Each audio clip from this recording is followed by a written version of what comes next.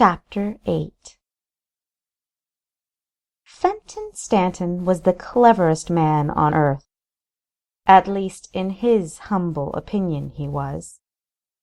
At dinner parties he gleefully boasted about the fact that he, himself, had never been outsmarted by anyone.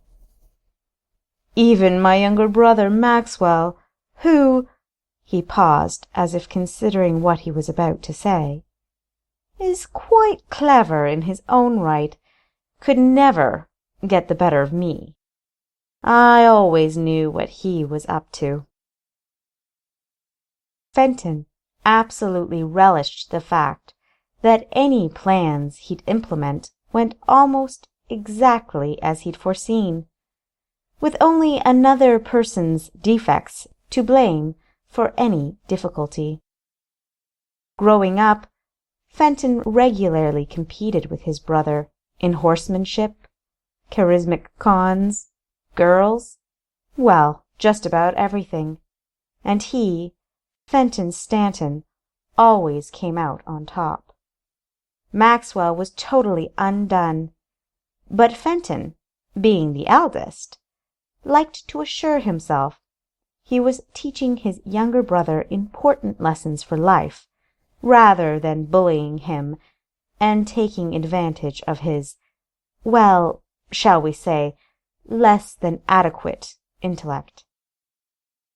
Fenton called it survival of the fittest, which was the one valuable lesson his father, having had little time for children, managed to bestow upon him.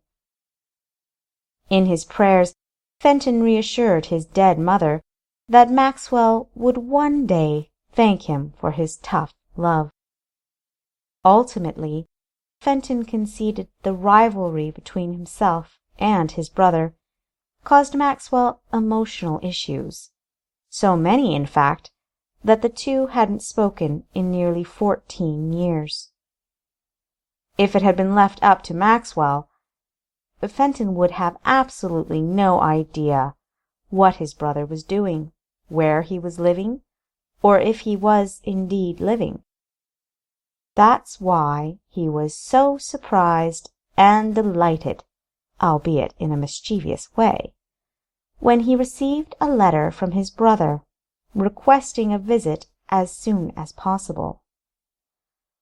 Although the letter indicated that Maxwell's intentions were merely to get reacquainted with his brother, Fenton was good at reading between the lines. There was no doubt in Fenton's mind that Maxwell desired and needed the cunning wit that only his brother possessed to get him out of a current dilemma. In short, Maxwell needed Fenton's help. With great amusement and satisfaction, Fenton replied to the letter, stating he'd be there within the week. Maxwell Stanton was furious. He'd never had this much trouble acquiring something he wanted since living with his confounded brother. Elizabeth and her troublesome husband had been missing for more than a fortnight, and his patience was beyond thin. What if Willie was right, and the Rains never returned to their ranch?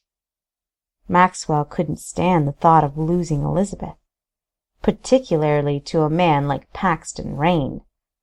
To be outdone by a mere bounty hunter was definitely belittling to Maxwell's stellar reputation with the ladies. Since coming to this town, he'd never had a woman refuse him. Elizabeth was the first. Women, even married women, threw themselves at him. He'd most certainly had his share of beautiful women, and why not?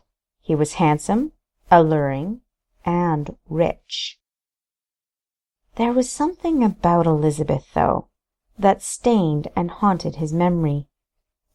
As a 14-year-old, she'd possessed looks and personality, but little else to attract his attention. He was too busy with all of his schemes and business ventures to notice her. At 17, entering his dining room with an intrepid air about her, she had been breathtaking. Utterly shocked that he had not noticed her beauty before, he rebuked himself for paying so little attention to her. However, she'd vanished before he'd had a chance to rectify this neglect. His searches for her were futile, and with time his thoughts focused on other matters, and he continued with his life. But as soon as he'd seen her with Rain, walking down the street in that stunning white dress, with her beautiful hair elaborately done up, all memories of desire came flooding back to him, and he ached for her. He cherished the way she'd looked at him with those piercing hazel eyes that bore into him with such dazzling personality and passion. He had to have her, plain and simple. His need was supplemented by his request for Fenton's presence. Nothing but the direst circumstances would have prevailed upon him to contact his elder brother for assistance. Maxwell sat alone in his parlour, his back supported by a couple of cushions, as he rapped his fingers against the wooden arms of his plush armchair. The letter, having just arrived, informing him of his brother's imminent arrival, lay loosely in his lap, and it was evident he was contemplating its contents. His nerves were raw, and his business affairs deserted, as he schemed and planned a way to entice Elizabeth and humiliate, or preferably annihilate, Rain. To his great consternation, Jack Strom appeared at Rain's ranch 2 days ago, with a document stating he was the legal guardian of the ranch and all of its entireties if Rain disappeared unexpectedly. Unfortunately for the mayor, Strom had a large party of men with him, as well as a justice of the peace. Maxwell could do nothing in retaliation. He'd no choice but to order his men off the ranch. He hoped this would lead to the Rain's return, but as of yet he'd heard nothing from his spies. The mayor had cause to be doubly concerned. Foremost, he wanted Elizabeth for himself, and Rain out of the picture, but he didn't want his reputation to suffer in the process, and people were beginning to talk. On the other hand, if some of the more illustrious, ambitious townsmen that, at the moment, Maxwell held under his thumb, were to become fully aware of his circumstances, they might devise a way to use his conundrum to their own advantage. The entire situation was frustrating, but even more so was how he'd approach explaining the problem to his wretched brother. Paxton sat comfortably against a large tree, watching his wife swim leisurely. Elizabeth took a deep breath and dove under the water and swam as hard as she could to the bottom. When she surfaced, she looked at Paxton and exclaimed, "Maybe we should forget all about the ranch, Maxwell Stanton, and the whole world, and just stay here." She smiled and exited the water, quickly wrapping herself in a nearby cloth. Paxton smiled lazily. "Yes, that would be wonderful, my darling. But the world will eventually come to us. Besides, we own the ranch.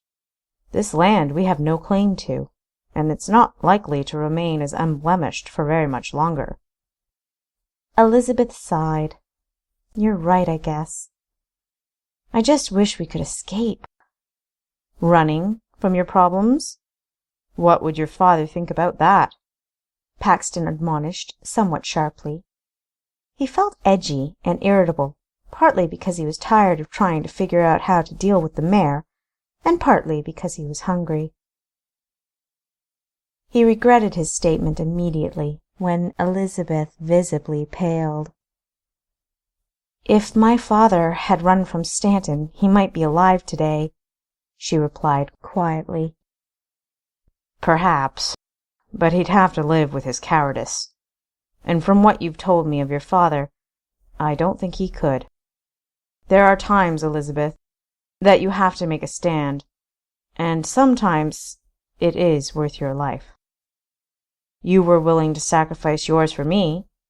He stood up, dusted off his pants, and continued, "Marrying a man you hated more than anything on this planet? What kind of life would that be?" She smoothed her hands along the top of the sunlit water, enjoying the warm resistance. "All right, what's the plan?" "First, we must eat. I'm absolutely starving."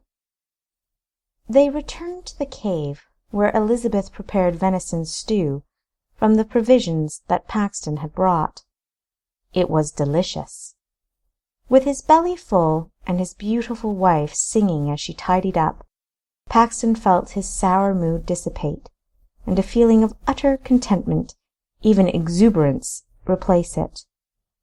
Once satisfied with the cleanliness of the cave, Elizabeth repeated her question from before. "What's the plan?" Paxton shrugged, still feeling at a loss. But unlike before, he wasn't overly concerned. Offhandedly, he concluded he really didn't care at the moment. "You ever heard of the phrase divide and conquer, dearest?" She cocked an eyebrow at him. What history lover has not? He laughed gently. "Forgive me, I should have known. Elizabeth, my sweet wife, I believe it's time for us to return home. As we ride, we can discuss what could be done about Maxwell." Elizabeth appeared confused and worried. "But our ranch, Pax.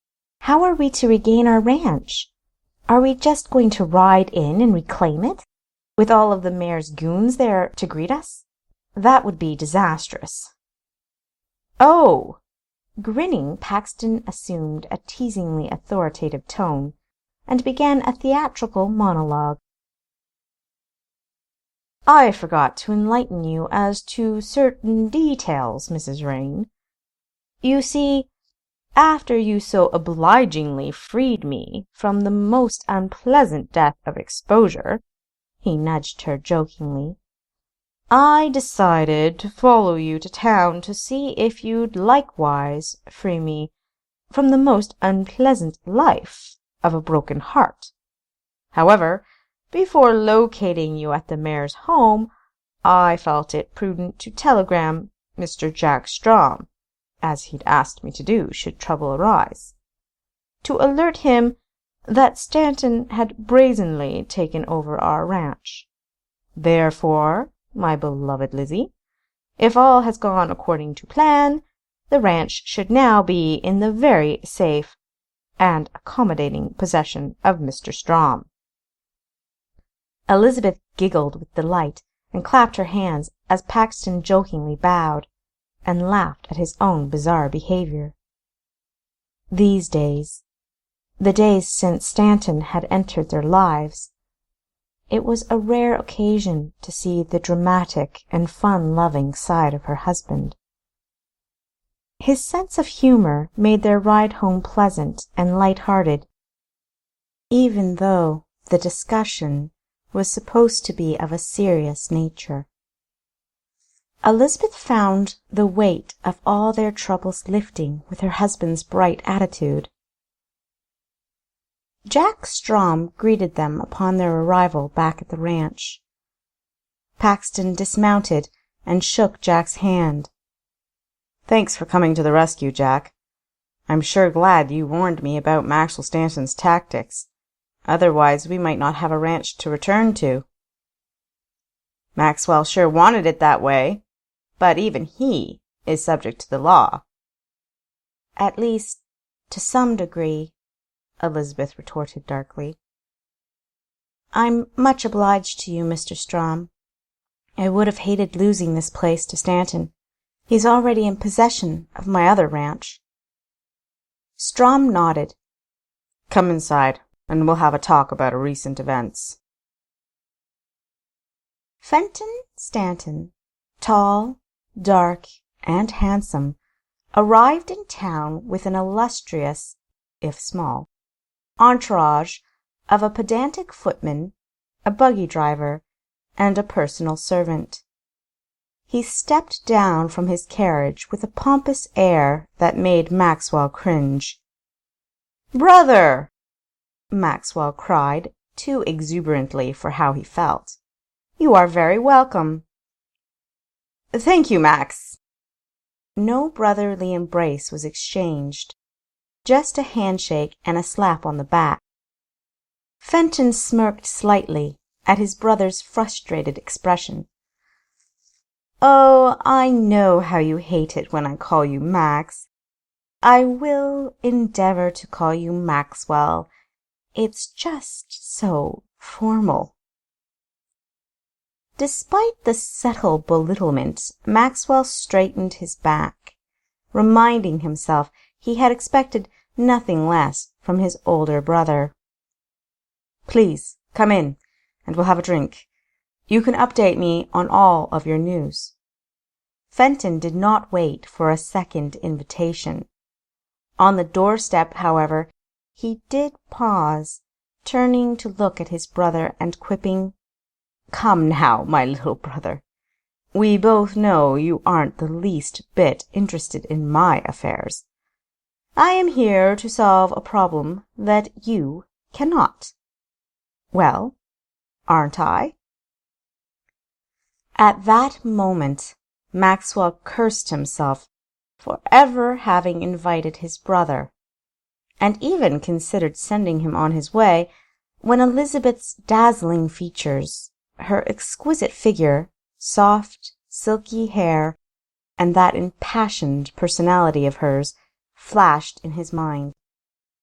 Fenton was toying with him, as was his habit, and apparently a pastime he had thoroughly missed. Maxwell knew he must not allow Fenton to even suspect that he was irritated. He must behave in a fashion befitting a mayor, and consequently the most powerful man in the immediate area. Maxwell would certainly not give his brother the satisfaction of knowing that he'd got to him. Not on this visit, at least. The mayor addressed his butler, who was dutifully waiting on the stairs to welcome his master's guest. "Alistair, show my brother to his room, and see to his every need." Alistair nodded and suggested, "Afterward, would Mr. Stanton enjoy a tour of the mansion?" Fenton's eyes lit up at the opportunity to slight his younger brother in front of his staff. "You call this a mansion, little brother? Why, it's not nearly big enough. A mansion must have at least—" Maxwell quickly intervened, to save as much face as he feasibly could under such an onslaught. "Oh, I am sure that my home is nothing compared to your vast estates, brother, but I do hope it will provide you with enough comfort during your stay." Fenton nodded briskly. "Yes, let us hope." Alistair appeared mortally wounded, and as respectfully as possible piped up, "Sir must be accustomed to very large estates indeed. But from this town's standards, this is certainly a mansion, and one of the most illustrious homes in the region." Fenton snorted. "I suppose every place has its level. Alistair, is it? Well, Alistair, the prestige you have earned here must be quite impressive to your local peers. But I assure you, were you to come to my city, you would be in awe at the size of our grand estates. Why, in my city, this mansion would be considered a mere lower-class abode." As he followed the butler up the central staircase, he turned to his manservant, who was trailing with an armload of luggage. It's true, isn't it, Johnson?" Johnson blinked and nodded quickly, but it was rather obvious he had not been listening to a word of the conversation, and simply knew better than to contradict his master. Alistair stopped and faced them. "It sounds very grand indeed, sir." He smiled icily. "Forgive me, but my memory is somewhat unreliable. Of what city are you, Mayor?" Fenton's eyes narrowed, but then he laughed. "Cheeky! Bravo, Alistair! I applaud your loyalty." "Your room, sir." Alistair opened the guest-room door, and for the first time was concerned the room would not meet with the approval of the guest. Apparently, in the absence of his brother, Fenton Stanton was not as critical. He nodded and entered the room. Alistair always enjoyed showing people this room, as it was beautifully furnished. A large four-poster bed lined the eastern wall, and was complemented with a dresser, bench, and washstand. Directly opposite the bed was a magnificent and ornate fireplace, flanked by a doorway which led to a dressing-room. A hand-woven Agra rug covered the unfurnished section of the dark hardwood floor. "There's a cast-iron tub in the adjoining room, as well as—" Alistair paused for dramatic effect. "A modern water-closet for your personal use. You will find a reserve of reading material in there also." He bowed slightly and indicated a row of silk strings by the bed. "If you should need anything, just pull the first string, and I will be able to assist you. Enjoy your stay, sir." Alistair turned to go, when Fenton asked, "The other two strings, what are they for?" "They call the cook and the housekeeper, sir, but I do believe Mayor Stanton would wish me to take care of all of your needs, personally." Alistair nodded curtly and took his leave. Fenton sighed loudly and plopped down on a plush armchair and glanced at Johnson.